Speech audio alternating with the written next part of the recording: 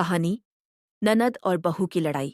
एक छोटे से कस्बे में शर्मा जी का परिवार रहता था और शर्मा जी के बेटे रोहित की शादी पूजा से हुई। रोहित की एक छोटी बहन भी थी, सोनिया, जिसे घर में सब लोग बहुत प्यार करते थे। शुरुआत में सब कुछ ठीक था, लेकिन शादी के कुछ ही दिनों बाद सोनिया और पूजा के बीच तकरार शुरू हो गई।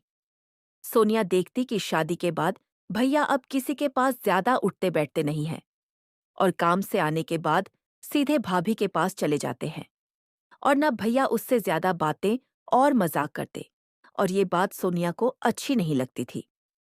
कुछ दिन निकले, सोनिया को ऐसा लगने लगा कि अब उसकी इस घर में कोई इज्जत नहीं। सोनिया अपने कमरे में दिन भर निकाल देती और भाभी अपना काम करके अपने कमरे में चली जाती, और इसलिए सोनिया को लगता था कि भाभी घर के सारे काम अपने मन से करती हैं और उसे कोई महत्व नहीं देती। वहीं पूजा सोचती थी कि ननद हमेशा अपने कमरे में घुसी रहती है, मेरे काम में थोड़ा सा भी हाथ नहीं बंटाती और दिन भर मोबाइल टीवी देखती रहती है। और इन सब बातें की वजह से दोनों को बीच में जितनी बातें होती थी वो भी बंद हो गई। अब धीरे धीरे ये बातें बड़ी लड़ाइयों में बदलने लगीं। घर का माहौल बिगड़ने लगा। रोहित बीच में पड़ता तो माँ उसे समझाती। बेटा, औरतों की लड़ाई में मत पड़ो।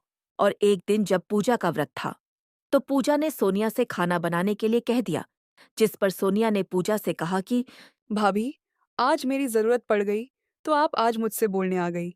आप दोनों बहुत मतलबी हो भैया। भाभी, जब से आप घर में आई हो भैया भी बदल गए, किसी से कुछ बोलते ही नहीं है आपके सिवा। और ये बात इतनी बढ़ गई कि पूजा ने कहा। अगर मुझे यहाँ इज्जत नहीं मिलेगी तो मैं मायके चली जाऊंगी। ये सुनकर शर्मा जी बहुत परेशान हो गए। उन्होंने दोनों को बुलाया और कहा, बेटी और बहू में फर्क मत समझो। पूजा, सोनिया तुम्हारी छोटी बहन जैसी है और सोनिया भाभी घर संभालने आई है। उसे दोस्ती रखो, तभी घर में सुख मिलेगा। अगर भाभी कुछ बात कहती है तो उसको मानो, और अगर वो कुछ कहती भी है तो बड़े होने के नाते कहती है। तुम भले ही उनसे ज्यादा छोटी नहीं हो, पर तुम्हें उनकी इज्जत करनी चाहिए क्योंकि वो तुम्हारे भाई की पत्नी है। और पूजा, तुम भी सोनिया से थोड़ा बड़ढकपन दिखाया करो। उसके जैसी मत बनो कि अगर उसने कुछ कह दिया तो तुम्हें बुरा लग गया।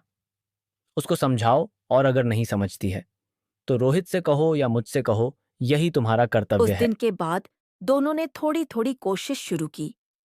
सोनिया ने घर के काम में भाभी का हाथ बटाना शुरू किया और पूजा ने भी सोनिया को छोटी बहन की तरह प्यार देना शुरू किया।